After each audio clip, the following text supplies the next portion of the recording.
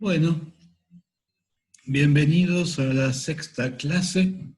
Título de hoy, Entropía e Información. O sea, la vez pasada introdujimos la entropía de Boltzmann, que salvo el factor dimensional KB y una constante que se pone para que sea más suave el paso de la entropía clásica a la entropía cuántica.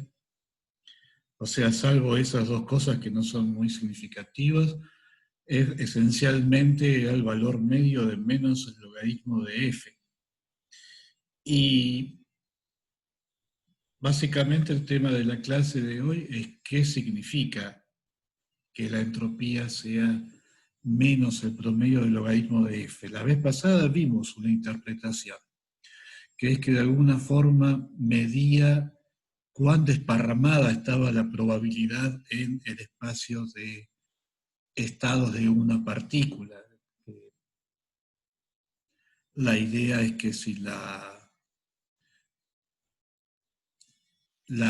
base, el soporte de la probabilidad, el conjunto, la parte del espacio de fases en la cual hay una probabilidad significativa de encontrada de la partícula, está en una relación inversa con la altura de la función de distribución. Entonces, midiendo el logaritmo de la función del logaritmo de la altura, al mismo tiempo estamos midiendo la base, el logaritmo de la base de la función de distribución. Esa es una interpretación. Ahora vamos a ver otra, basada en la conexión entre el concepto de entropía y el concepto de información, que fue algo realmente sorprendente. Esto es una conexión que fue descubierta por este señor, Claude Shannon, que era un matemático, pero estaba trabajando en los Bell Labs, donde hacían pavadas tales como inventar el transistor y esas cosas que no sirven para nada. Este era parte de esa movida y en realidad lo que él quería era hacer una teoría matemática de la comunicación y encontró este objeto, la suma tenía algo que podía tomar distintos valores con distintas probabilidades y el objeto que le aparecía a Shannon era menos la suma de p por el logaritmo de p. Y entonces le fue a preguntar a von Neumann cómo podía nombrar a este objeto. Le quería poner un nombre porque aparecía muchas veces en el trabajo, para no estar escribiendo todas las veces. Y von Neumann le dijo, bueno, poner entropía, porque como nadie sabe lo que es la entropía, nadie te va a poder criticar.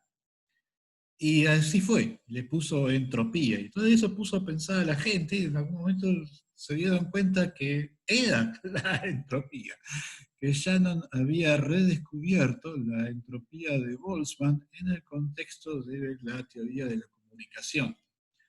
Y que al haber hecho eso, eso iluminó de una manera sorprendente cuál era el verdadero sentido de la entropía de Boltzmann. O sea, qué es lo que realmente nos está diciendo la entropía de Boltzmann. Así que en la clase de hoy, el gran protagonista va a ser Shannon.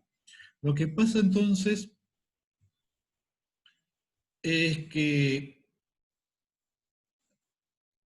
este otro señor, Rolf Landauer, eh, contemporáneo de Shannon, hizo una segunda conexión sorprendente, y es que si la entropía, o sea, si la entropía es información, entonces la información es entropía, y eso quiere decir que si yo estoy manipulando información, eso se puede analizar en términos termodinámicos.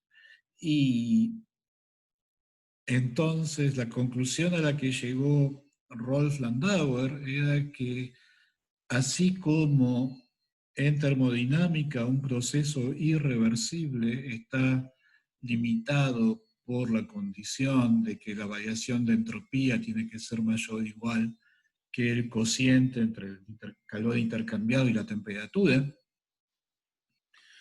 en procesos en los que se maneja información de manera irreversible, típicamente cuando yo borro una memoria, y entonces ya no puedo recuperar el contenido de esa memoria, tendría que haber una limitación análoga. Y eso es el principio de Landauer, que en algún sentido es una reformulación de la segunda ley de la termodinámica. Es casi más profundo que la segunda ley de la termodinámica.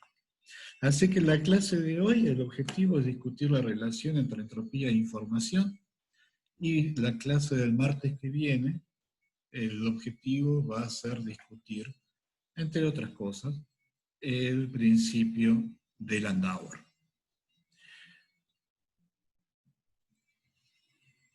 Entonces, retomando, en 1948, Claude Shannon, en este artículo, que después fue reimpreso en forma de libro, tradujo la entropía de Boltzmann, S igual a menos P logaritmo de P. Ahora, en vez de tener una partícula que se vive en un espacio de fases continuo, estamos pensando en un sistema cuyos estados son discretos, y entonces cada estado discreto va a tener una probabilidad, al contexto de la teoría de la comunicación.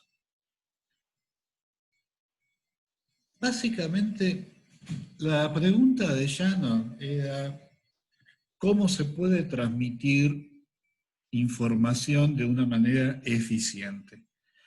Y para eso se fabricó una vaca esférica de masa nula, o sea, redujo el problema de transmitir información a su forma más simple posible. En este caso, la idea es que yo quiero transmitir un mensaje que se compone de K letras, y cada letra está tomada de un alfabeto de N símbolos. Y entonces, Bob quiere enviarle un mensaje a Alice, va a codificar el mensaje de esta manera, como una palabra de K letras tomadas de este alfabeto de N símbolos, y se lo va a transmitir a Alice, que tendrá que decodificarlo. Ahora, para hacerlo todavía más simple posible, vamos a descartar completamente cualquier cuestión acerca del significado del mensaje. O sea, lo único que nos importa es el problema de cómo se transmite, de cómo se podría transmitir de una manera eficiente. Para lo cual, para eliminar cualquier discusión acerca de cuál es el significado del mensaje, vamos a pensar que el mensaje se sortea completamente al azar. Y para hacerlo todavía más simple, vamos a pensar que cada letra se sortea al azar de una manera independiente. Y todas con la misma distribución de probabilidad. O sea, eso no es ningún lenguaje humano. O sea, en los lenguajes humanos las palabras, las letras no son independientes. Si yo escribo una Q en castellano, casi con certeza la letra que va a seguir va a ser una U. Siempre hay correlaciones entre las distintas letras que pueden aparecer en un mensaje. Pero de todas formas, en esta vaca esférica de masa nula por la cual estamos reemplazando la comunicación, vamos a pensar eso. Todas las letras del mensaje se sortean al azar, independientemente, siempre con la misma ley de probabilidad. La letra A sub n aparece con probabilidad P sub n. Y la pregunta es, ¿bajo qué condiciones el receptor puede identificar correctamente la palabra transmitida? Bueno, obviamente hay condiciones que son suficientes. La pregunta por Shannon era cuáles eran las condiciones necesarias para una comunicación exitosa, o sea, hasta cuánto se podía relajar. Porque en principio, de esta forma, yo tengo K letras y cada letra puede tomar N valores. Yo tengo un número finito de mensajes posibles, N a la K. Y entonces, si tengo un canal que es capaz de transmitir cada uno de estos mensajes, no tengo ningún problema. Esto es, claramente es la condición suficiente. Pero podría ser redundante, o sea, podría ser que yo podría lograr una comunicación exitosa a un costo menor. Esa es toda la cuestión, tratar de lograr una comunicación exitosa a un costo menor. Ahora, si relajo la condición de poder transmitir cualquier mensaje posible, entonces, bueno, va a haber mensajes que no voy a poder transmitir. Y entonces voy a incurrir en un costo, no es gratis. La pregunta es, ¿cuál es el costo que uno razonablemente estaría dispuesto a pagar? Entonces, la definición que tomó Shannon de costo aceptable es que el costo aceptable es que yo pueda transmitir exitosamente un mensaje con probabilidad 1. O sea, eso es el costo en el que yo incurro cuando reemplazo esto por esto. También, con esto puedo transmitir algunos mensajes y otros mensajes, probablemente transmitir de esta manera la crítica de la razón pura de Kant se puede llegar a complicar un poquito, pero eso genera un costo. Lo que va a pedir Shannon es que la probabilidad de tener que transmitir un mensaje que no se pueda transmitir correctamente con el sistema más barato, que esa probabilidad tienda a cero cuando la longitud del mensaje tiende a infinito. O sea, lo que está diciendo Shannon es, hay mensajes que no voy a poder transmitir. Pero lo que estoy pidiendo es que la fracción de mensajes que no puedo transmitir tienda a cero cuando k tiende a infinito. Eso para Shannon es un costo aceptable. ¿Alguna pregunta? ¿Me están pudiendo seguir?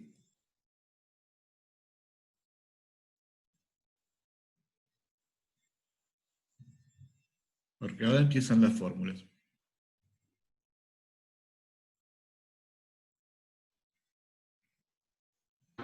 Sí, yo no estoy seguro de por qué no podría transmitir el mensaje. O sea, ¿qué estoy suponiendo que puedo transmitir n a la k bits? No, precisamente eso es lo que no quiero. Porque Bien, transmitir n a la k bits es muy caro. O sea, yo quiero un sistema más barato. Este sistema va a tener menos capacidad de comunicación.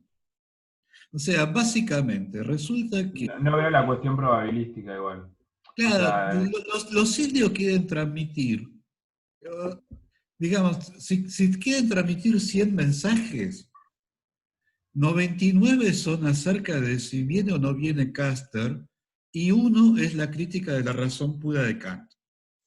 bien, Si van a transmitir 1000 mensajes, 999 tienen que ver con que si viene o no viene Caster, y uno tiene que ver con la razón, la crítica de la razón pura de Kant. Lo que está bien, perfecto. diciendo Shannon es para que estos indios no se gasten en construir una antena. Con este sistema les alcanza, porque con este sistema una respuesta de sí o no la pueden transmitir bien. Bien, joya. El mensaje que no podían transmitir es tan raro que necesiten transmitirlo que en realidad, y bueno, si alguna vez les toca mandarlo, no lo van a poder mandar, mala suerte. Pero para todos los demás, esto les alcanza perfectamente bien. Entonces ya no está viendo hasta cuándo se puede relajar las condiciones sobre el sistema, de tal manera que poder transmitir correctamente los mensajes que me interesa transmitir. Y los Bien, mensajes que perfecto. no me interesa transmitir, y bueno, mala suerte. Ok. ¿Está bien? Bien, perfecto. Bueno, bárbaro. Bueno, Con lo que está jugando Shannon es con la ley de los grandes números. Si cada letra aparece con una probabilidad P sub J, en un mensaje con que el número de letras tiende a infinito, cada letra aparece exactamente n, o k por P sub J veces con probabilidad 1. O sea, los mensajes que me interesa transmitir son aquellos en que no solo la probabilidad de la letra J es P sub J, sino que la letra J en todo el mensaje aparece exactamente K por P a la J veces. Cuando eso no se, perdón, K por P sub J veces. Cuando eso no pasa, a los mensajes en los que eso no pasa son los que no me interesa transmitir. Me interesa transmitir mensajes en que la letra N aparece K por P sub N veces. Y el número de esos mensajes, que lo voy a, acá defino S, o sea, la ecuación 2 es la definición de S, E a la KS es el número de mensajes que me interesa transmitir, es exactamente este cociente, ¿no? Yo acá tengo 3 letras y quiero en un mensaje que tiene 7, 9 letras, cada letra tiene 3 valores posibles, y entonces yo quiero que este valor aparezca 3 veces, que este valor aparezca 4 veces, que este valor aparezca 2 veces. Cualquier permutación de las 9 letras entre sí, o sea, K sería 9, o sea, el 9 factorial, es otro mensaje interesante. Cualquier permutación de estas me va a dar un mensaje en que la primera letra aparece 3 veces, la segunda letra aparece 4, la tercera letra aparece 2.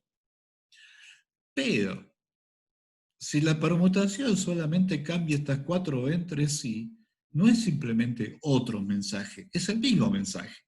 Entonces, del 9 factorial tengo que deducir un 3 factorial, que son las permutaciones de estas 3 entre sí, porque eso deja invariante el mensaje que estoy transmitiendo. Para cada una de estas todavía tengo que deducir el 4 factorial de las permutaciones de estas. Y para cada una de estas dos todavía tengo que deducir las 2 permutaciones de estas dos. Y entonces, el número total de mensajes interesantes es este cociente K factorial dividido el producto para cada letra del factorial de la cantidad de veces que aparece esa letra. Y la gracia es que este E a la KS es mucho menor que N a la K, o dicho de otra forma, que S en general va a ser menor que el logaritmo de N. Y por lo tanto, efectivamente, si yo me fabrico un sistema que puede transmitir E a la KS mensajes, estoy teniendo éxito dentro de la definición de Shannon de un costo aceptable. O sea, estoy pagando un costo, hay mensajes que no voy a poder transmitir, pero esos mensajes que no puedo transmitir, no me interesa transmitirlos de todas formas. Como K es muy grande,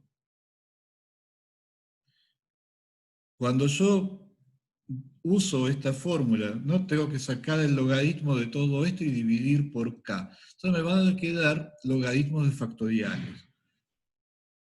Pero logaritmos de factoriales de números que son muy grandes. Entonces, para calcular esos logaritmos, puedo usar la fórmula de Stirling. Y usando la fórmula de Stirling, finalmente llego a que efectivamente este número S, que vendría a ser la entropía por letra, es efectivamente menos la suma de P sub n por el logaritmo de P sub n. O sea que en este momento vemos que lo que hizo Shannon fue redescubrir la entropía de Boltzmann. ¿Está bien? ¿Me está pudiendo seguir? Bien. Bueno, el máximo valor posible de S corresponde al caso en que todas las letras son equiprobables. En ese caso, P sub I es 1 sobre n. Entonces, el logaritmo de P sub n es el mismo para todos, sale de la suma sobre n de 1 sobre n me da 1, y entonces, y menos el logaritmo de 1 sobre n es el logaritmo de n.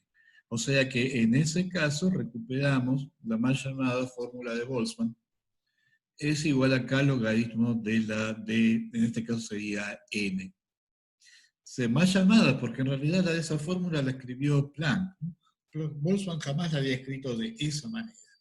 El que se dio cuenta que la fórmula se podía sintetizar como capo del logaritmo de n fue Planck, que reconoce la prioridad de Boltzmann. O sea, Planck no está discutiendo la prioridad, pero el hecho es que se dio cuenta cómo estaba jugando el rol de probabilidad. El concepto de entropía de Boltzmann fue Planck. Curiosamente, la fórmula de Planck quedó grabada en la tumba de Boltzmann, que es donde salió la lápida. La imagen es una imagen de la lápida de Boltzmann, donde le grabaron, pobre, la última humillación, le grabaron la fórmula de Planck. No sé, alguien que no lo quería, seguramente.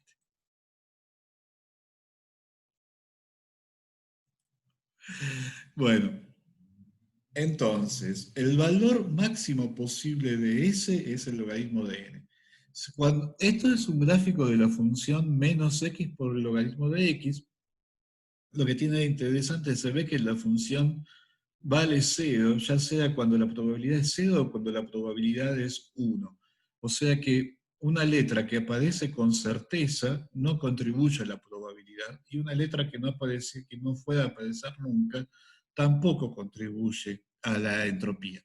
Perdón, una letra que aparece con certeza no contribuye a la entropía, una letra que no aparece nunca tampoco contribuye a la entropía. La entropía es distinta de cero cuando las probabilidades están estrictamente entre 0 y 1. Por supuesto, si alguna probabilidad vale 1, todas las demás tienen que valer 0, y la entropía total en ese caso va a valer 0. O sea, para que la entropía sea no trivial, tiene que ser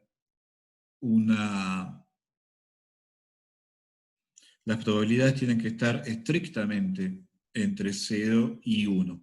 Y la otra cosa que muestra el gráfico, que va a ser importante dentro de un ratito, es que claramente la curva de menos x log x es claramente convexa, o sea, la curva está por encima de todas las cuerdas. O sea que si yo tomo un promedio de varios valores, de varias probabilidades,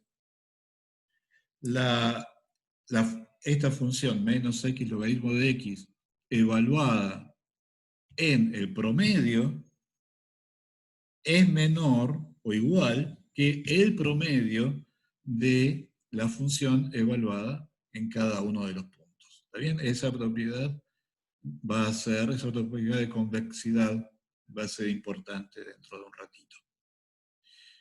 Entonces dijimos, en el caso en que las letras son equiprobables,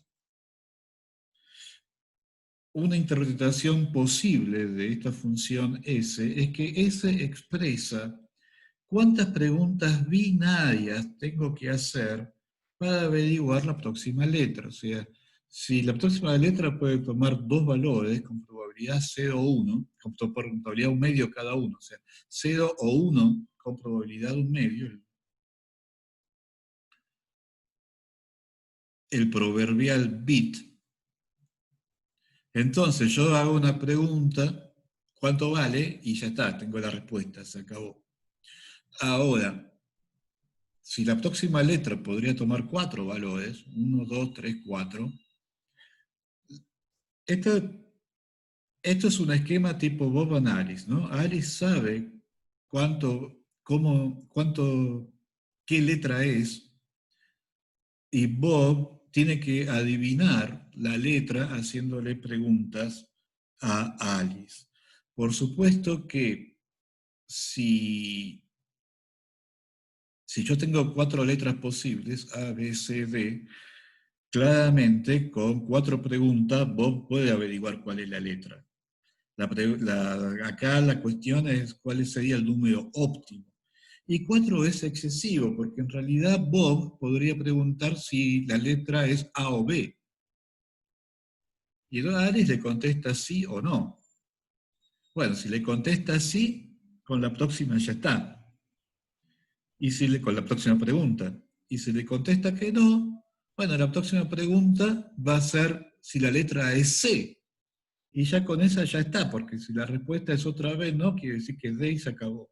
O sea que en realidad, si tengo 4 letras, no necesito 4 preguntas. Me puedo arreglar con 2. Y si tengo 8 letras, me puedo arreglar con 3. O sea, siempre el número óptimo de preguntas al menos va a escalear como el logaritmo en base 2 de el número de letras. Entonces, si en vez de, si medimos la información en bits, o sea, un bit es un logaritmo de 2 de información, entonces podemos decir que la información, o sea, la entropía de Shannon, voy a usar entropía de Shannon e información como sinónimos, y la entropía de Shannon es la entropía de Boltzmann cuando tengo una distribución discreta. Entonces, si yo mido la información en múltiplos del logaritmo de 2, puedo decir que la información está midiendo cuál es la dificultad para adivinar la próxima letra del mensaje. O sea, cuántas preguntas por sí o por no tengo que hacer para estar en condiciones de adivinar o desconocer la próxima letra del mensaje. Y ese es el mensaje de la clase de hoy. O sea, básicamente pensar en el concepto de información como la dificultad de adivinar el resultado de un experimento que estoy por hacer. O sea, la información o la entropía de Shannon o la entropía a secas están midiendo la dificultad en predecir la próxima letra del mensaje. Si yo tengo una única letra que aparece con probabilidad 1, la dificultad de adivinar la próxima letra es nula y por lo tanto, con P igual a 1, la información vale 0. Si yo tengo 2 letras, digamos, tengo 4 letras, pero la letra A aparece el 95% de las veces y las otras 3 se reparten el resto. Yo no voy a preguntar si la próxima letra es A o B. Voy a preguntar si la próxima letra es A. Y lo más probable, el 95% de las veces, voy a averiguar el valor de la próxima letra con una sola pregunta. O sea, este es un caso en el que tengo 4 letras, pero no necesito 2 preguntas, al menos en valor medio, no voy a necesitar 2 preguntas para averiguar la próxima letra. El 95% de las veces la próxima letra va a ser A, y con una sola pregunta voy a tener éxito. Por lo tanto, el valor medio de la cantidad de preguntas que tengo que hacer para averiguar la próxima letra va a ser menor que 2. O sea, cuando una letra es más probable que las otras, la dificultad de adivinar la próxima letra es menos que cuando todas las letras son equiprobables. ¿Está bien? Y cuando todas las letras son equiprobables, la entropía es el logaritmo del número de letras. ¿Está bien? Lo estoy empezando a cansar, me estoy empezando a repetir. Pasa que casi todo el resto del curso va a ser una elaboración sobre lo que acabo de decir, o sea que es importante casarlo bien de entrada. Bueno, entonces,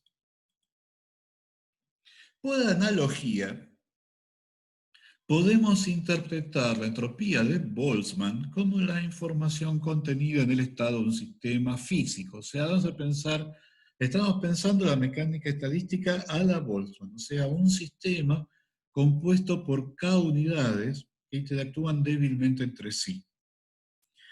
Y cada una de estas unidades, a su vez, puede estar en n estados distintos. O sea, en el caso del gas de Boltzmann, los microestados son puntos, o sea, el gas está compuesto de K moléculas o partículas, y cada partícula puede estar en algún punto en el espacio de fases, o sea, es conjunto continuo de estados. Bueno, para no complicarnos, vamos a discretizar ese conjunto de estados. Vamos a suponer que hicimos una grilla en el espacio de fases y lo único que nos importa es en qué celda está la partícula. Con lo cual discretizamos los estados. Para la clase de hoy, eso simplemente va a simplificar la notación y no va a traer ninguna dificultad conceptual. Así que estamos pensando en que las moléculas tienen estados discretos. ¿Cuál es la celda en la que está en particular la molécula que estoy mirando? A eso lo voy a llamar el microestado de la molécula. Porque en este esquema, ¿no?, tengo K moléculas, cada una de las cuales se puede encontrar en N estados distintos. Yo voy a tener 3 niveles de descripción. Para hacer la vida más simple también vamos a obviar si las moléculas son distinguibles o no. O sea, son idénticas, pero esto no aparece el problema de la distinguibilidad cuántica que apareció la vez pasada cuando discutíamos la paradoja de Gibbs. Entonces, yo tengo 3 niveles de descripción. El nivel microscópico, es decir, molécula por molécula, en qué estado discreto se encuentra. O sea, determino con absoluta rigurosidad cuál es el estado del sistema. En términos de llano, la descripción microscópica es el mensaje, un mensaje concreto. Ahora, yo tengo un segundo nivel de descripción, menos preciso, lo voy a llamar el nivel mesoscópico. Esta notación no es notación estándar, es algo inventado para los propósitos de esta clase, pero por ahora nos va a servir. Si el nivel microscópico es un mensaje, el nivel mesoscópico es dar las probabilidades de las letras. O sea, yo no sé en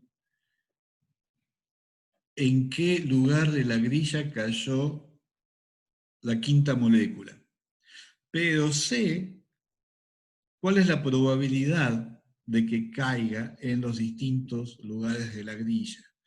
Y como el número de moléculas es inmenso, y estoy en el régimen de la ley de los grandes números, la fracción, o sea, la probabilidad de que se encuentre en un estado discreto dado es exactamente la fracción de moléculas que se encuentran en ese estado. O sea, puedo usar los dos conceptos de una manera intercambiable porque estoy en el límite de la ley de los grandes números. O sea que el nivel microscópico es, el mensaje es este, viene Caster. El nivel mesoscópico, es decir, cuántas veces aparece cada letra en el mensaje. Y el nivel macroscópico es, hay un mensaje. No sé más nada. Sé que hay un mensaje. Sé cuáles son, sé cuánto vale n, sé cuáles son los valores posibles de cada letra, pero eso es todo lo que sé. O sea, tengo estos tres niveles. Y ahora el tema es que a cada uno de los tres niveles le vamos a poder asignar una entropía que va a ser consistente con la fórmula de Planck. O sea, la entropía en cada nivel va a ser k por el logaritmo de n. Ahora, la cuestión es, o sea, k por, no por k por el logaritmo de el número de mensajes posibles. En el caso microscópico, el mensaje posible hay uno solo, porque yo estoy diciendo, viene Caster, listo, ya está, ya dije cuál era el mensaje. Por lo tanto, el logaritmo de 1 vale 0. O sea, en el caso microscópico, la entropía va a ser idénticamente 0. En el caso macroscópico, el número total de mensajes es n a la k. Y por lo tanto, la entropía va a ser, la entropía por letra va a ser logaritmo de n. Y en el nivel mesoscópico, el número de mensajes es precisamente lo que calculó Shannon. El número de mensajes es este cociente y la entropía por letra va a ser menos p logaritmo de p. O sea, tengo tres niveles de descripción y en cada nivel de descripción voy a tener una entropía característica. 0, la entropía de Shannon, logaritmo del número de letras. Como el logaritmo del número de letras siempre es mayor o igual que la entropía de Shannon para cualquier distribución discreta, y el máximo se alcanza cuando la distribución es la equiprobable, ocurre que el nivel macroscópico es el máximo de la entropía, es el que maximiza la entropía en el nivel mesoscópico, y por lo tanto es razonable asimilar o identificar. Cuando yo estoy describiendo al sistema en el nivel macroscópico, sé que hay un mensaje, pero no sé más nada. Como eso corresponde a la entropía mesoscópica máxima posible, voy a identificar la descripción macroscópica con el estado de equilibrio del sistema. Y entonces lo que estoy encontrando es que cuando digo que el sistema está en equilibrio, es equivalente, desde el punto de vista de la entropía, a decir que cada constituyente puede estar en cada uno de sus estados discretos con la misma probabilidad. O dicho de otra manera, que la fracción de constituyentes en cada uno de los estados discretos es la misma en todos los estados discretos. Y eso es el principio de máxima ignorancia.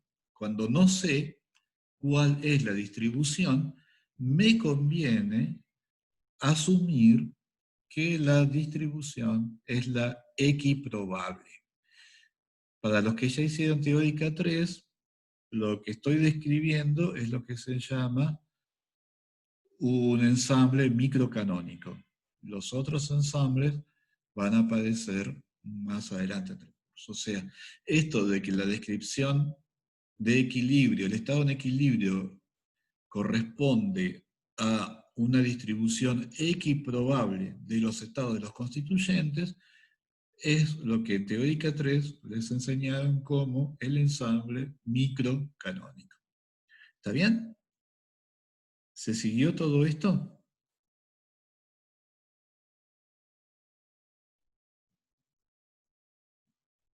¿Sí? Bueno, bárbaro. Entonces, de vuelta, ¿no? A cada nivel de descripción le vamos a asignar una entropía usando la fórmula de Planck. En el nivel microscópico la entropía es 0, En el nivel mesoscópico la entropía va a ser la entropía de Shannon. En el nivel macroscópico tenemos la entropía de Planck, logaritmo del número de letras, que corresponde a decir que en el caso del sistema físico, corresponde a decir que estamos describiendo un sistema en equilibrio.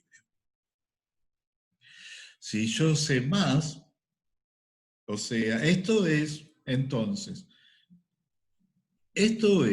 la dificultad de decir en qué estado discreto se encuentra un constituyente cuando yo no sé nada acerca del sistema. Lo único que sé es cuál es el número de estados posibles y cuál es el número de constituyentes.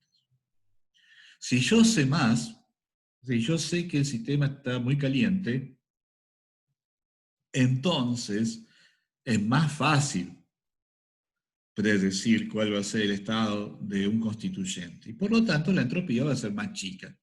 Esas son las entropías que van a corresponder a los otros ensambles de teórica 3. Cuando yo incorporo información adicional, entonces ahora la distribución de probabilidades más razonable no va a ser la X probable, va a ser la distribución que sea consistente con esta información adicional que yo tengo. Y eso me va a conducir a valores más chicos de la entropía.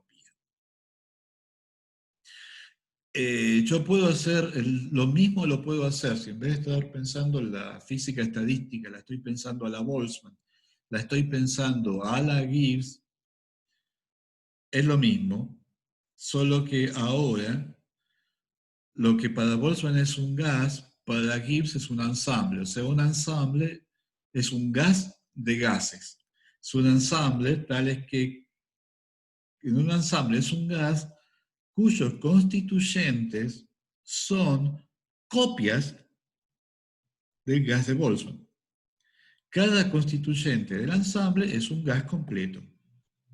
Y entonces, lo que estamos diciendo como cuál es lo que para...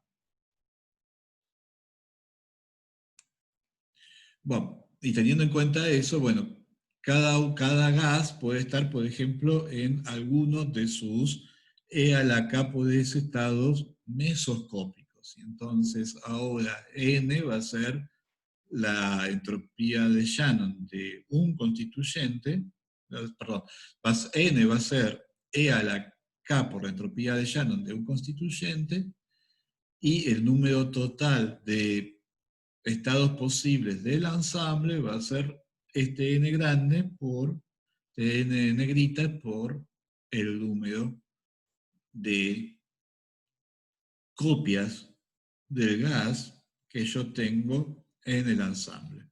O sea, módulo que estoy elevando todo a un nivel, la lógica del problema sigue siendo la misma. ¿Está bien?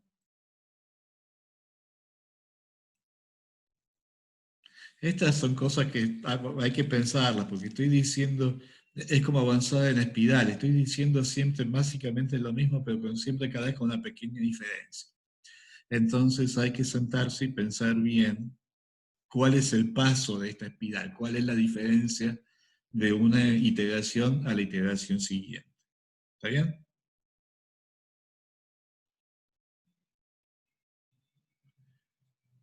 ¿Seguimos? Bueno, entonces, bueno, un poquito de formalismo, un concepto que va a ser extremadamente útil en todo el resto del curso y que va a ser muy divertido después cuando lo volvamos a encontrar en la parte de termodinámica cuántica. Entropía condicional cuántica es un poco distinta que la entropía condicional clásica. Bueno, vamos a complicar las cosas. Yo ahora tengo dos variables, A y B. A toma valores A sub I, que si yo los pienso independientemente de B, tienen la probabilidad P sub I. B toma valores B sub alfa. Y si yo considero a B independientemente de A, la probabilidad de B sub alfa es Q sub alfa. Y si yo considero el par A sub I, B sub alfa, la probabilidad del par es P sub I alfa. Si A y B fueran variables independientes, P sub I alfa sería P sub I por Q sub alfa. Nadie dijo que A y B sean independientes, por lo cual no sabemos que P sub I alfa sea P sub I por Q sub alfa. Lo más probable es que no lo va a hacer. Así que eso es un poco lo que estamos viendo, entonces, es cuál es la diferencia en el contenido de información que hay en el valor de la variable A. O sea, yo voy a hacer un experimento en el que voy a medir A y B. Pero antes de hacer el experimento, quiero adivinar cuál va a ser el resultado. Entonces, lo que queremos comparar es la dificultad de adivinar el valor de A, la dificultad de adivinar el valor de B, comparado con la dificultad de adivinar todo el par. ¿Está bien? Eso es el esquema en el que estamos trabajando. ¿Está bien? ¿Se entiende?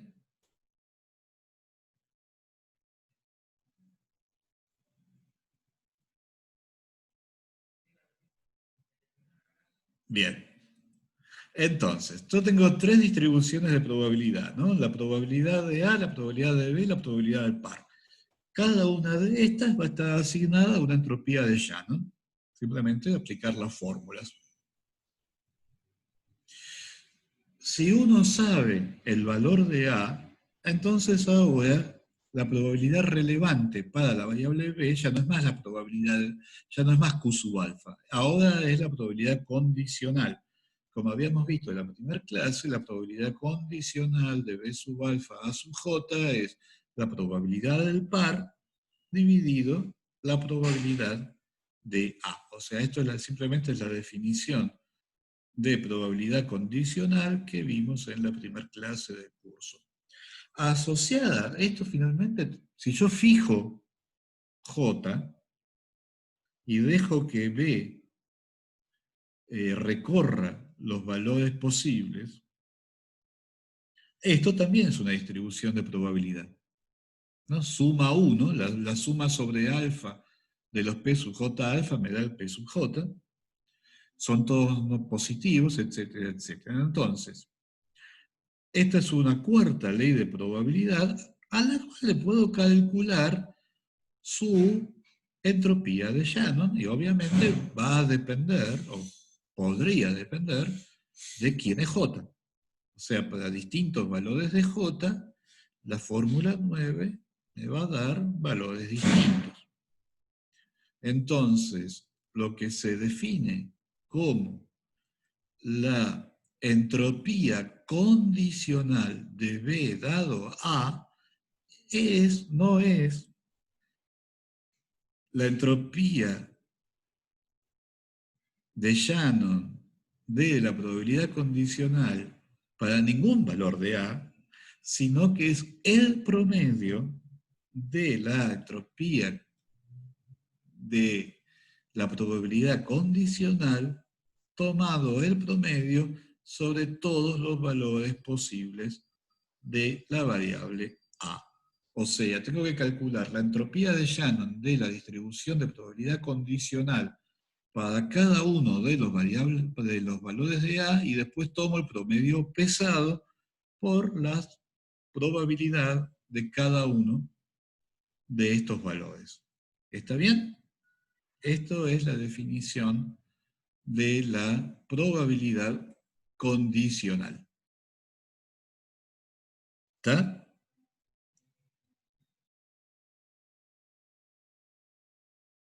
Bien.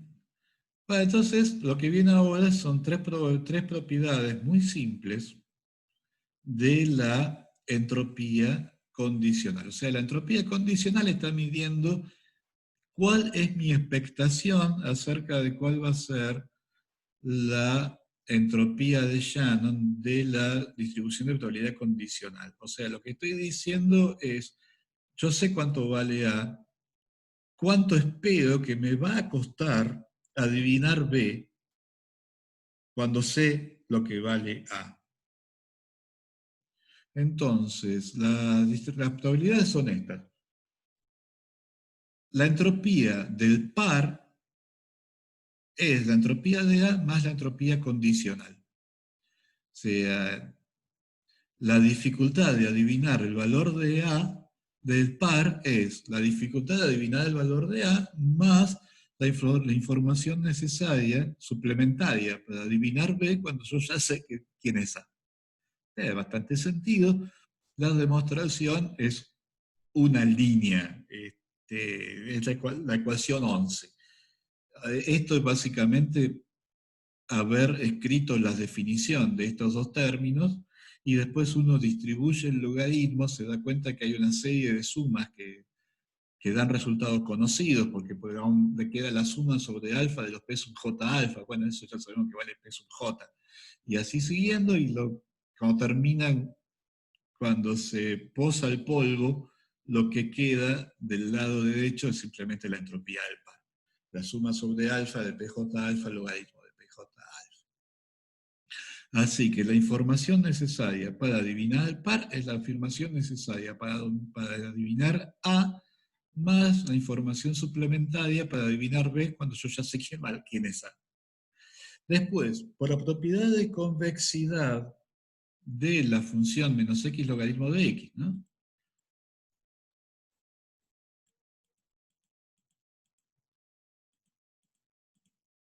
Por el hecho de que esta curvita es cóncava hacia abajo,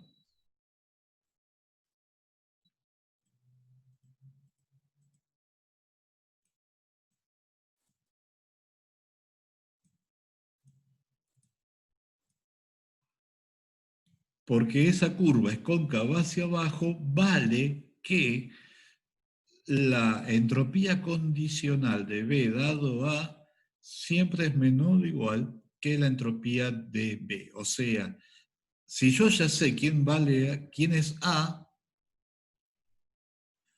adivinar B siempre va a ser más fácil o igual de difícil que si yo no sé nada. El dato que me da, el dato que me dan el dato de A. Bueno, puede ser que no me sirva para nada, en ese caso la desigualdad se insatura, pero nunca me va a perjudicar, nunca va a ser más difícil adivinar B sabiendo cuánto vale A que lo que sería adivinar B si no sé nada acerca de A. O sea, no, en este formalismo no existe las cortinas de humo, no hay carne podrida. ¿No? Yo no puedo dar un dato que de hecho dificulte adivinar el resultado del próximo experimento. A lo máximo que puede pasar es que el dato que yo estoy dando es irrelevante. Y en ese caso la probabilidad condicional va a ser menor o igual que la probabilidad a secas. Y la de vuelta a la demostración es simplemente escribir las definiciones. En este caso hay que usar la convexidad de la función S, o sea, fíjense que acá estoy tomando, acá invertí el orden de las sumas, ¿no? La suma sobre alfa sale, y entonces queda la suma sobre J de P sub J de S evaluado en algo que depende de J, o sea, estoy tomando el promedio de los valores de S evaluados en estos cocientes. Y entonces eso es menor o igual que la función S evaluado en el promedio de los cocientes. El promedio de los cocientes es simplemente P sub J alfa. Y entonces la suma sobre alfa de la S de los P sub J alfa, se ve fácilmente por definición que me da la entropía de B. Pues nuevamente porque la suma sobre J queda trivial y tengo que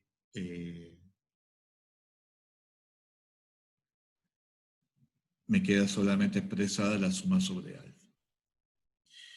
Y finalmente, combinando estas dos propiedades, o sea, si la entropía de A y de B es la entropía de A más la entropía condicional, y la entropía condicional es menor o igual que la entropía de B, bueno, la entropía de A y B es menor o igual que la entropía de A más la entropía de B. O sea, la entropía de Shannon es subaditiva.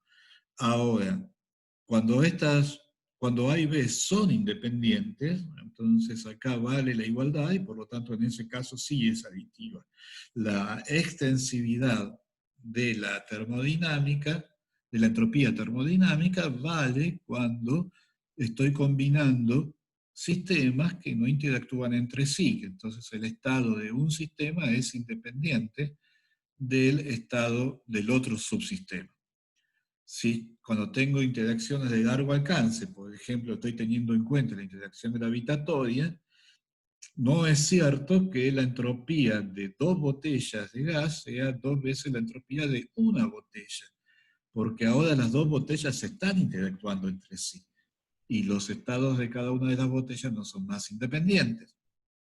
Y entonces en esos casos vale la subaditividad, que va a ser otro tema que va a aparecer repetidas veces a lo largo del curso, cuando vale la aditividad y cuando vale la subaditividad.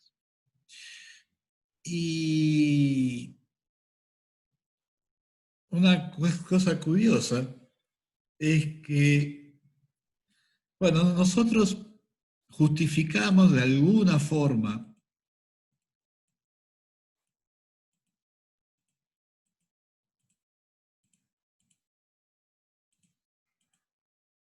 la fórmula de Shannon, ¿no? Justificamos con este argumento de contar cuántos mensajes posibles hay en que cada letra aparece un número determinado de veces, justificamos la fórmula de Shannon. Después mostramos que el valor máximo posible de la fórmula de Shannon era el logaritmo de n, y justificamos que eso era razonable porque el logaritmo de n era fundamentalmente el número de preguntas binarias que tenía que hacer para averiguar la próxima letra del mensaje. Y después, con la fórmula de Shannon, demostramos que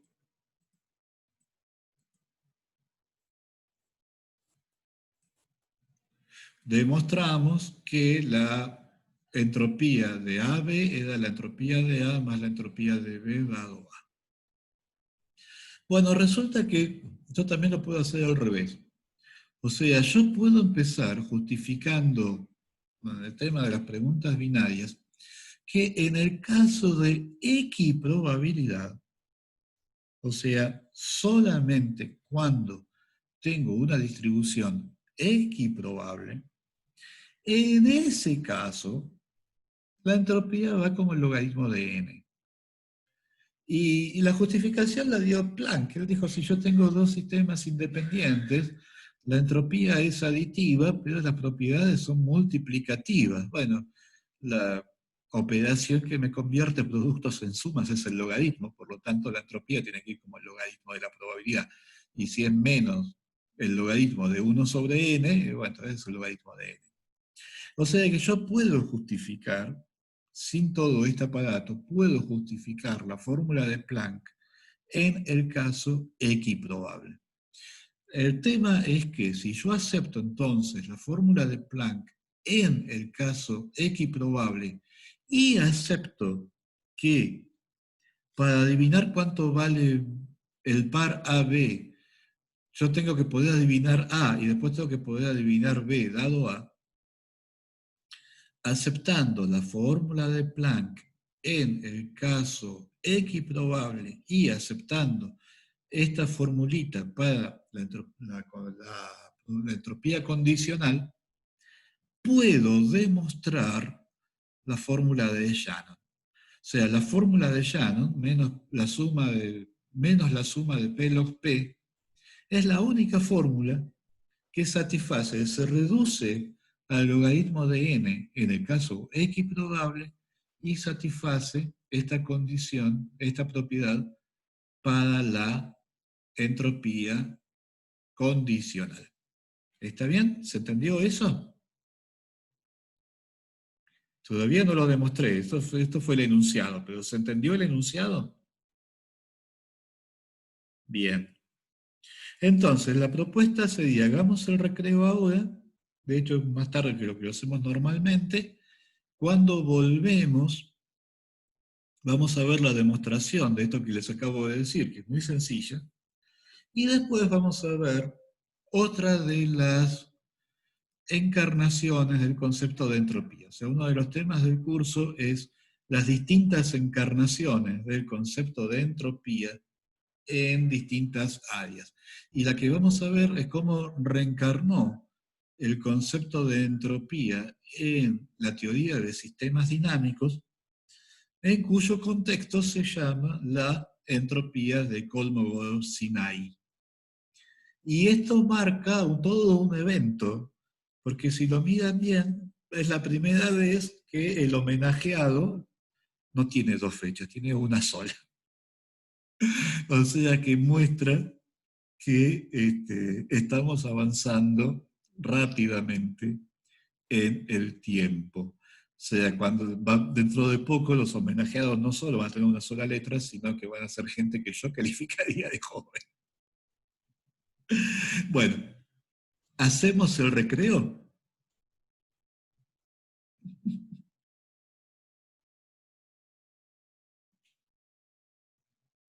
Bueno, entonces ya son y 10, así que seguimos y 25.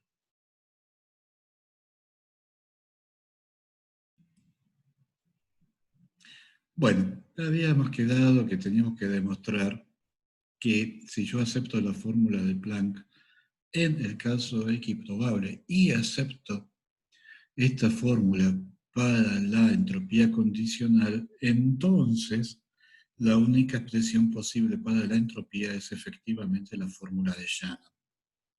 La situación es que tengo de vuelta la variable A, que toma valores A sub j, conozco las probabilidades de los A sub j, les quiero asignar una entropía, pero no puedo porque la distribución de los A sub j no es equiprobable.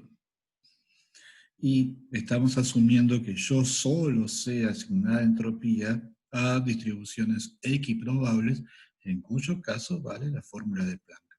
Entonces, lo que voy a hacer es, la demostración es una demostración ingeniosa, no ilumina demasiado el concepto de entropía, pero es ingeniosa en algún sentido divertida.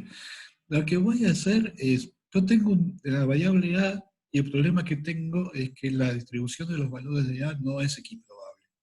Entonces lo que voy a hacer es inventarme otro experimento en que el valor de A va a ser parte del resultado del experimento, pero el experimento va a estar pensado para que todos los resultados posibles sean equiprobables. O sea, el valor de este experimento que voy a sacar completamente de la galera es que los resultados de este segundo experimento son equiprobables y por lo tanto a eso sí les sé calcular la entropía. Entonces, conociendo la entropía del experimento inventado y usando las propiedades de la entropía condicional, voy a poder deducir cuál era la entropía del experimento original, o sea, de A, y eso va a ser la entropía de Shannon. ¿Está bien? Esa va a ser la estrategia. Me voy a inventar un experimento cuya única propiedad es que van a tener resultados, van a ser todos equiprobables. ¿Está? ¿Listos para empezar?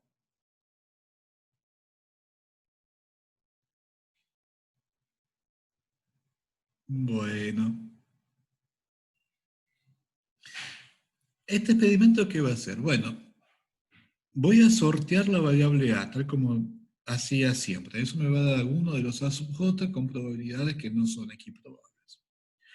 Ahora, me elijo un número n suficientemente grande que todos los np sub j los puedo identificar como números enteros.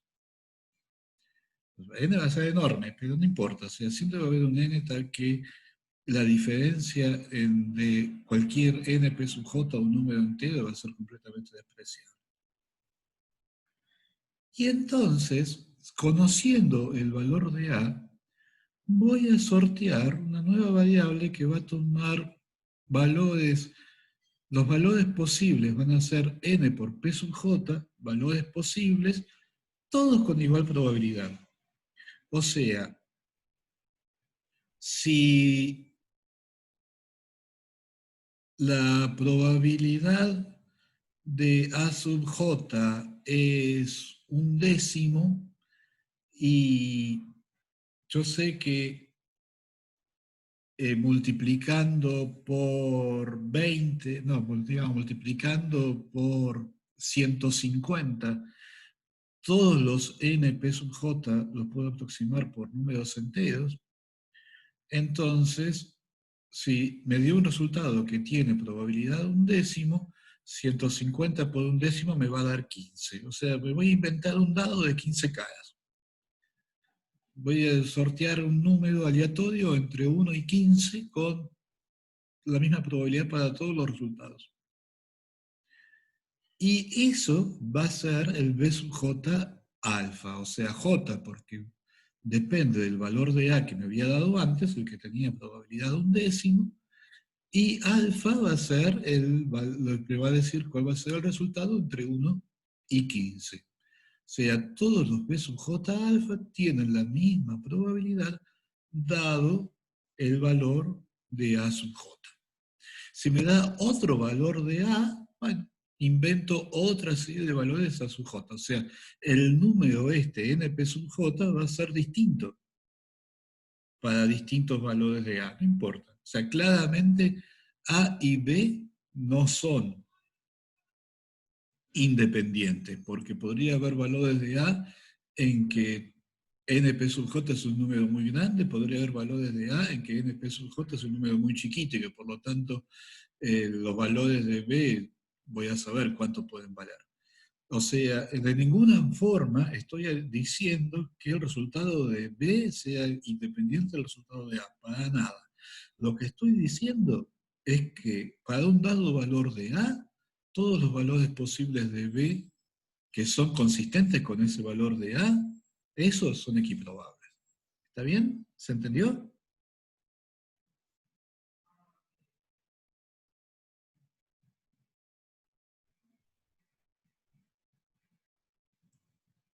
Parece que costó esta vez. Bien. Bueno. Entonces, propiedades. El número total de pares AJ-BJ es, para cada valor de AJ, los BJ son NP sub J. Entonces, el número total de pares es agarrar NP sub J y sumar sobre J. Bueno, eso me da N, porque la suma sobre J de los P sub J, los P sub J son una probabilidad, la suma sobre J de los P sub J vale 1. Propiedad 1. Propiedad 2. La probabilidad condicional de BJ alfa dado A sub J es 1 sobre, o sea, porque es la probabilidad condicional, es, bueno, sí, por definición básicamente, porque si ya sé que me dio A sub J, entonces la probabilidad de BJ alfa por construcción, los BJ alfa son equiprobables. El número total de valores posibles es NP sub J, la probabilidad de cada uno es 1 sobre N por P sub J. 3. La probabilidad del par es 1 sobre N, porque la probabilidad del par es, perdón, la probabilidad condicional por la probabilidad de A sub J. Entonces es 1 sobre n p sub j por p sub j, y eso me da 1 sobre n. Corolario, los pares son todos equiprobables. ¿Qué es lo que yo quería? Me fabriqué un experimento cuyos resultados son todos equiprobables. Todos tienen probabilidad 1 sobre n. ¿Está bien? ¿Se pudo seguir?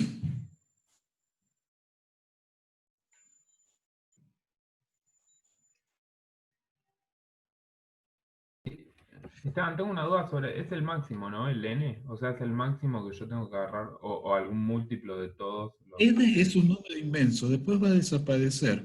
N es, ¿por cuánto tengo que multiplicar cada uno de los P sub J para que me den valores enteros?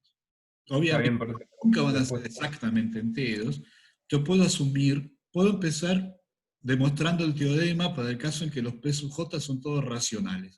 Entonces, N va a ser el denominador común, que puede llegar a ser inmenso, no importa. Listo. Bien, ¿Por cuánto tengo que multiplicar todas estas fracciones para que todas me den números enteros? Y después listo. Y si no me acerco un puedo epsilon a tomar el uno, límite cuando P sub J es real. ¿Se entendió? dijo yo. Bien. O sea, n es completamente auxiliar, puede ser un número inmenso, no importa. Entonces tengo esta situación. A los pares les puedo calcular la entropía. Los B sub J dado A sub J también son equiprobables, o sea que la entropía condicional también la puedo calcular, porque es calcular la entropía de una distribución equiprobable, esa la sé calcular, y después tomar el promedio de lo que me haya dado. Y tomar promedios también lo puedo hacer. O sea que la probabilidad del par la tengo, la entropía del par la tengo, la entropía condicional la tengo, y bueno, voy a pasar esto del otro lado y me va a quedar la entropía de A. Es simplemente eso. ¿No? La entropía del par es el logaritmo de n, la entropía de B dado A es el promedio de los NPJ, y entonces la entropía de A es la diferencia de la entropía del par menos la entropía condicional, y hago la cuentita y me queda directamente la fórmula de Shannon. O sea que demostramos que la fórmula de Shannon es la única fórmula posible que es compatible con la fórmula de Planck en el caso de equiprobabilidad y que respeta esta propiedad de la entropía condicional. ¿Está bien? Quod erat demonstrandum.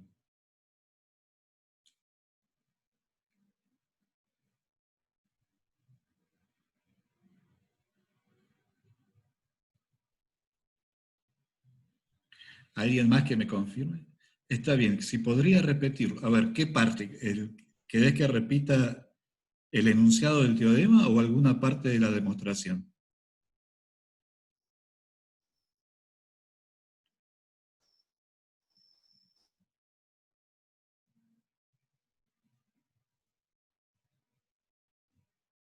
La conclusión final de que esa es la única entropía.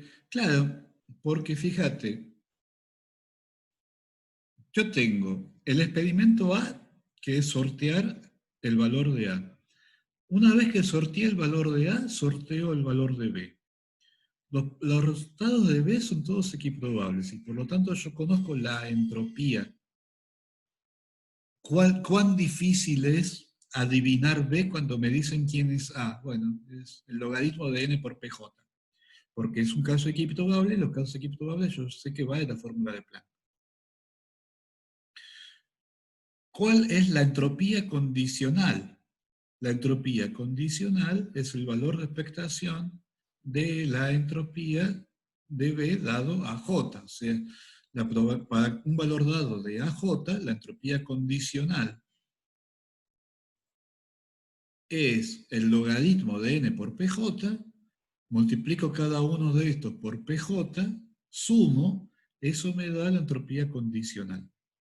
Y la entropía del par, como los pares al final resultan ser todos equiprobables, la entropía del par también es logaritmo de n. O sea, la dificultad de adivinar cuánto va a dar el par es el logaritmo de n. Y entonces, como yo sé que la entropía del par es la entropía de A más la entropía de B dado A, bueno, paso esto de miembro, me queda que la entropía de A es la entropía del par menos la entropía de B dado A. La entropía del par es logaritmo de n, la entropía de B dado A es esta expresión. Resto, hago un par de cuentitas, básicamente tengo que distribuir el logaritmo del producto, y finalmente todos los términos que tienen este n, que simplemente da parte de la construcción, se van, me queda la fórmula de Shannon. O sea, eso es hacer la cuenta. ¿Está bien? Bueno, entonces, en los últimos 20 minutos vamos a hablar un poquito de entropía de Kolmogorov-Sinai.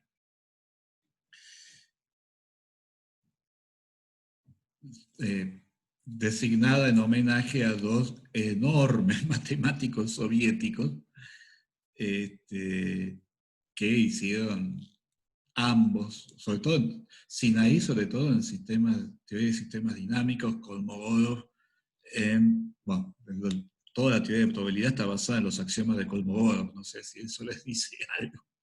O sea, prácticamente no ha habido ningún campo de la física matemática en el que este hombre no haya hecho alguna contribución fundamental.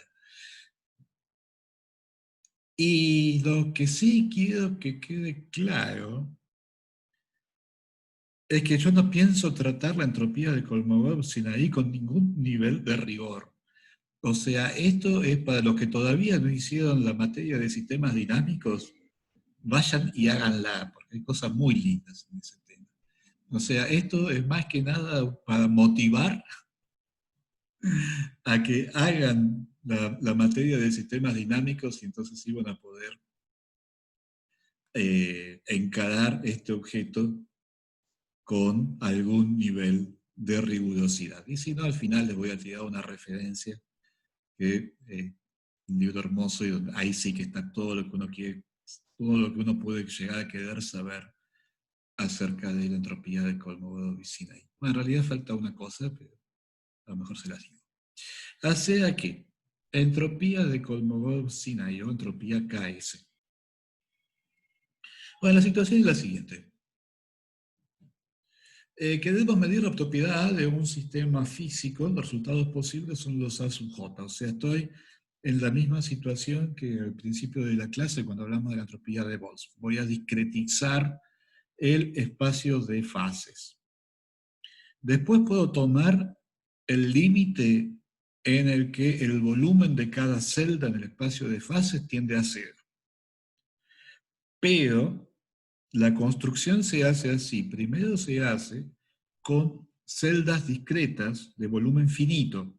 Y eso es importante en la demostración. O sea, empiezo con una descripción de granulado grueso.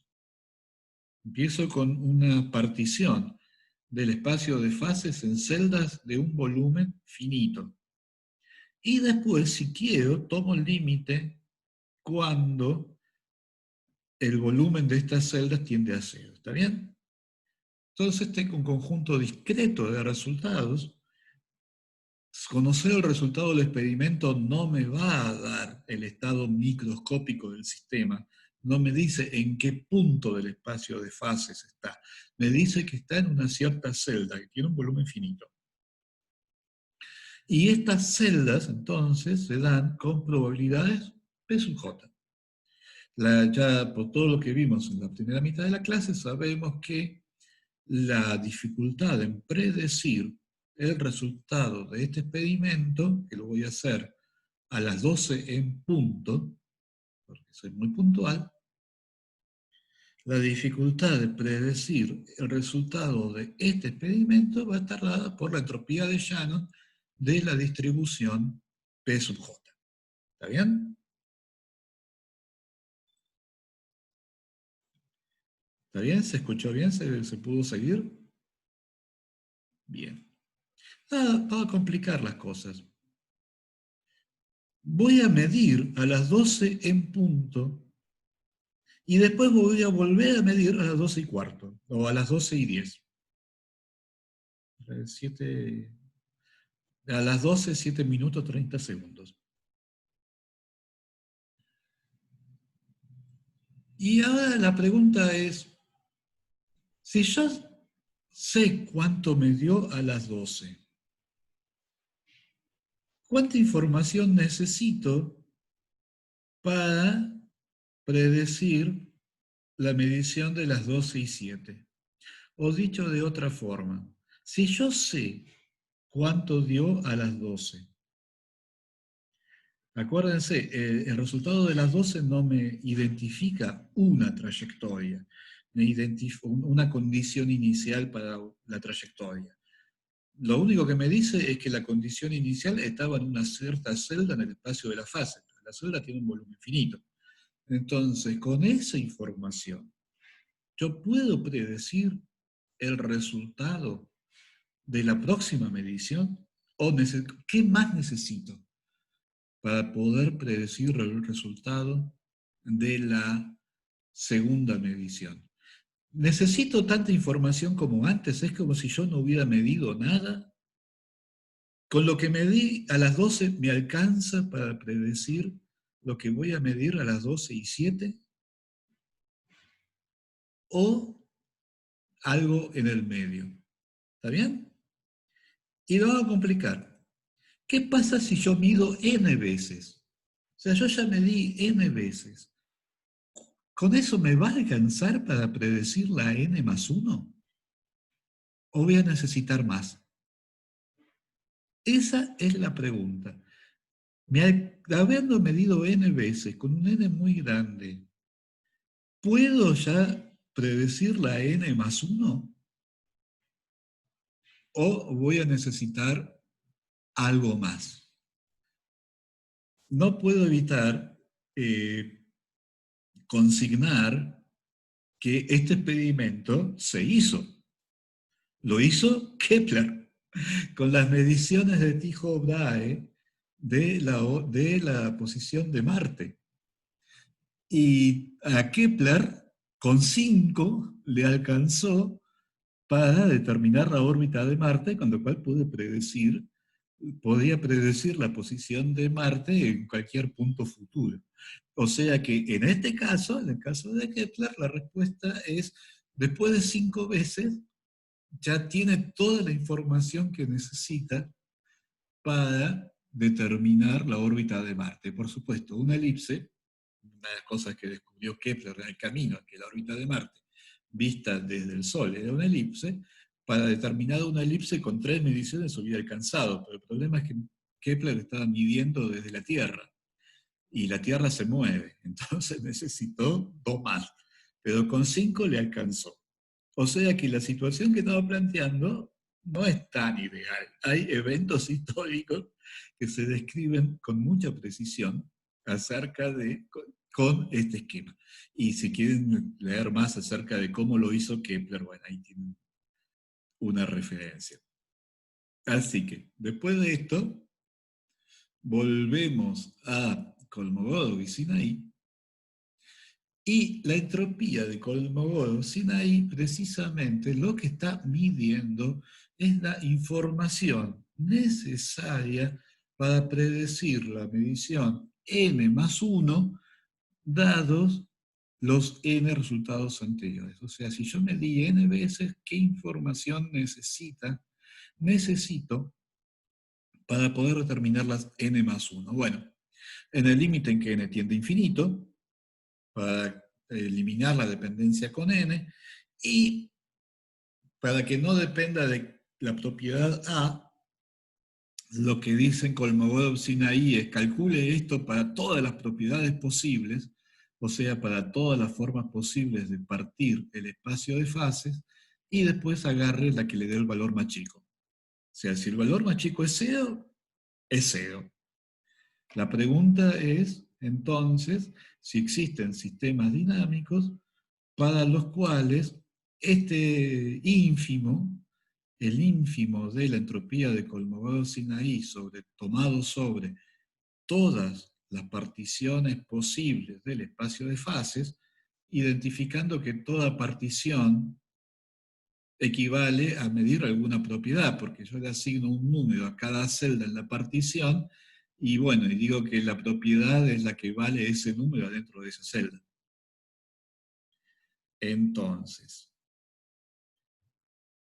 la pregunta es entonces si no importa qué partición del espacio de fases haga, siempre, y no importa cuántas veces mida, siempre voy a necesitar un poquito más de información para poder predecir el próximo resultado. Por supuesto, si yo tengo un sistema periódico, la entropía de Kolmogorov-Sinaí va a ser cero, porque una vez que cubrí un periodo, ya voy a poder predecir todo lo que va a pasar en los periodos sucesivos. Si yo tengo un sistema integrable, un sistema hamiltoniano integrable, hay un conjunto finito de cantidades conservadas. Una vez que tengo suficientes mediciones como para poder determinar los valores de todas las cantidades conservadas, ahí sí puedo identificar una órbita y a partir de ahí puedo predecir cualquier cosa. O sea que en esos casos, la entropía de Kolmogorov-Sinaí va a ser estrictamente cero. Lo increíble es que hay sistemas dinámicos para los cuales la entropía de Kolmogorov-Sinaí no vale cero. O sea, hay sistemas dinámicos para los cuales no importa cuánto mida, cuántas veces mida, nunca voy a poder predecir con certeza la próxima medición. Siempre voy a necesitar un poquito más de información. Y eso es la manera más fuerte de comportamiento caótico que uno puede encontrar en un sistema clásico. Caos cuántico es otra cosa, para la cual en las teóricas no nos vamos a meter. Va a haber una charla que va a hablar un poquito de caos cuántico, pero en sistemas clásicos, donde el concepto de caos está mucho mejor definido, la manera más fuerte de caos, o sea, la manera más débil es que el sistema sea ergódico, que el sistema recorra en una trayectoria, el sistema recorra todo el espacio de fases. Después, uno le puede pedir que sea mezclador, o sea, que no solamente recorra. Si estoy pensando en que dividir el espacio de fases en celdas, no solo que recorra cada una de las celdas, sino que la probabilidad de encontrarlo en una celda dada sea la misma para todas las celdas. Eso sería un sistema mezclador. O sea que eso es comportamiento débilmente caótico. El comportamiento caótico más fuerte, en el caso en que realmente yo no puedo distinguir operacionalmente, no puedo distinguir este sistema determinista de un sistema aleatorio, porque no puedo predecir cuál va a ser la próxima posición del sistema. Esta forma fuerte de comportamiento caótico se da cuando el sistema tiene una entropía de Kolmogorov-Sinaí positiva. Bueno, después se demuestra que si el sistema tiene, que esto está conectado con un mecanismo de estiramiento y plegado, o sea, el sistema estira en una cierta dirección, la velocidad con la que estira está medida por una cosa que se llama el coeficiente de Lyapunov, y la entropía de Kolmogorov esencialmente es el coeficiente de Lyapunov. O sea, la existencia de este comportamiento fuertemente caótico está conectada con un mecanismo de estiramiento y plegado en la dinámica del sistema. Y eso hace pensar que entonces un sistema dinámico determinista, invariante frente a la inversión de la flecha de tiempo y que preserva áreas en el espacio de fases, o sea, todas las propiedades, de paso, todas las propiedades del teoremita de recurrencia de Zermelo que vimos la vez pasada, aún un sistema que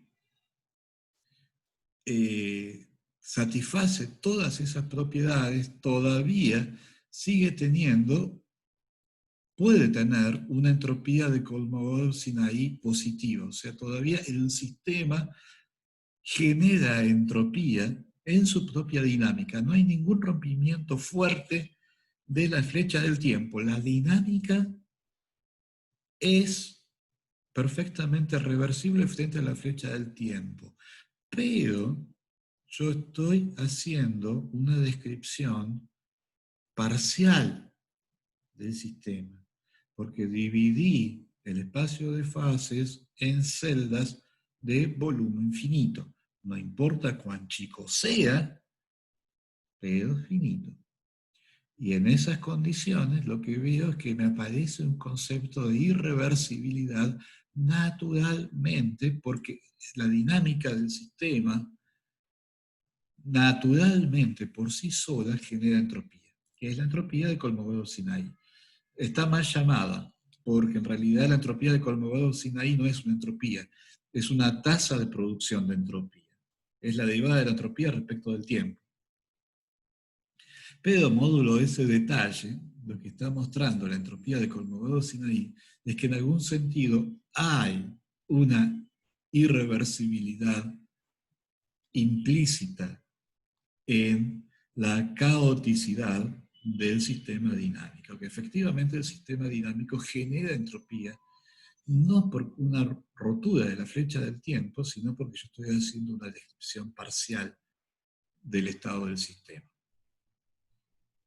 ¿Se entendió? Fue medio largo todo esto, o sea, se pudo seguir.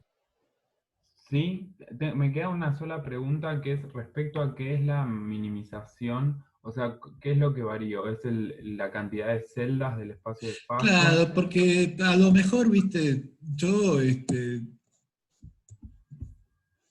partí mal el espacio de fases, o sea, justo elegí medir una propiedad que es extremadamente difícil de predecir. Y viene otro y me dice, no, pero no hagas eso, o sea, medí el spin, medí algo fácil. Bueno, lo que están diciendo Kolmogorov y Sinaí es, está bien, mida de todas las formas posibles y agarre la que sea más fácil. Si hay alguna forma de partir del espacio de fases que hace que después de un cierto conjunto de mediciones ya tiene toda la información que necesita, bueno, está bien, nuestra entropía vale cero. Nosotros lo que estamos buscando es si hay sistemas en los que no importa cómo parta el espacio de fases, siempre le va a dar una tasa de producción de entropía de una medición a la siguiente finita. No, Incluso en el quiero decir límite, que no importe cómo partió el espacio de fases. o sea, incluso en el límite de tomando el volumen de las celdas del espacio de fases tendiendo a cero. Sí, por supuesto que es un límite que no conmuta. O sea, No, si está bien. primero tomas el límite cuando tiende a cero, después de hacer las iteraciones, estás en el caso del teorema de Zermelo. Acá es un límite que no conmuta. Acá tenés que hacer las iteraciones con un épsilon finito. Y después, si querés, tomar una serie de particiones con volúmenes, particiones cada vez más finas. Ok, ¿Está bien? bien. Bueno, entonces, el hecho de que subyaciendo todo esto hay un mecanismo de estiramiento plegado, a uno lo hace pensar que efectivamente el sistema más simple que va a tener una entropía de Kolmogorov-Sinaí positiva va a ser la transformación del panadero. Y efectivamente así es. Ustedes se acuerdan que la transformación del panadero del espacio de fases, yo lo había planteado como el cuadrado unitario, pero haciendo el desarrollo binario de X y de Y lo puedo pensar como una única secuencia doblemente infinita, o sea, una secuencia con índices enteros, no naturales, donde cada valor, cada posición en la secuencia puede ser un 0 o un 1. Y entonces la dinámica es desplazar toda la secuencia en lugar hacia la derecha. O sea, es como el esquema de la máquina de Turing, ¿no? Yo tengo una cinta, la cinta tengo impresa, una cinta doblemente infinita, en la cinta tengo impresas ceros y unos, y tengo un lector, y la cinta se va a estar desplazando debajo de esa lectora. Entonces, la medición es esa, medir después de cada desplazamiento, cuál es el número que cayó debajo de la lupa. La primera vez lo que estoy midiendo es el valor de la posición x0, o sea, ¿el x0 vale 0 o vale 1? Después, la cinta se va a desplazar y voy a estar leyendo cuánto vale el x menos 1. Después voy a leer el menos 2. Y así hasta el x menos 5000. Ah, pero si estoy en equilibrio, el x menos 5001 va a seguir siendo 0 o 1 con probabilidad 1 medio. Entonces, haber leído 5000 veces no me sirve para predecir la 5001. Siempre me va a estar faltando un bit de información. Y después, bueno, hay que demostrarlo, pero se puede demostrar que lo que yo hice para esta partición muy simple, o sea, estoy partiendo el espacio de fases según x0 valga 0 o valga 1, o sea, básicamente agarré el cuadrado unitario y lo partí por la mitad verticalmente. Bueno, esto que vale para esta partición en particular, siempre necesito un bit. Se puede demostrar que vale para cualquier partición finita del espacio de fase, porque nunca voy a tener todos los bits. Siempre me va a quedar una cola desde menos 10 a la 23 hasta infinito, hasta menos infinito, que no van a estar determinados por mi partición. Y entonces siempre, en algún momento, la cinta va a haber avanzado tanto que ahora esa cola indeterminada es la que está debajo del lector, ¿eh? Y cuando llegue a ese punto, para predecir cada uno de los números, me va a hacer falta un bit de información, y me hace falta un bit de información. O sea que la entropía de conmovador sin ahí va a ser finita. Y con eso terminamos la clase de hoy. ¿Está bien? ¿Se entendió esta última parte?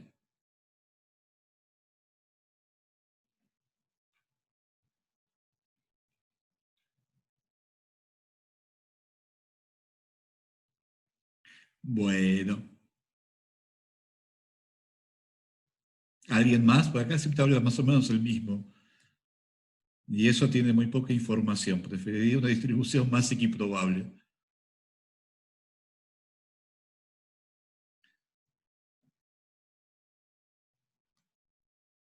Bien, bien. Bueno, los dejo con esta referencia. Es un clásico, es hermoso. Hay cosas más nuevas. Esto es un clásico. Pero realmente es un libro que vale la pena leerlo simplemente por lo bien escrito que está. Hay cosas más nuevas y si no, bueno, cursen la materia de sistema dinámico que no tiene desperdicio. Así que yo los dejo con Guillem. Hay un temita de organización de la materia que tenemos que ver con la gente que está haciendo la materia para el doctorado. Así que, Guillem, ¿cómo nos organizamos? Yo propongo bueno, que los involucrados que charlen contigo y cuando terminen ustedes de charlar empezamos nosotros. Bueno, parece que hice el lío acá, a ver. Yo quería dejar de grabar y parece que hice cualquier cosa. ¿Qué hice acá?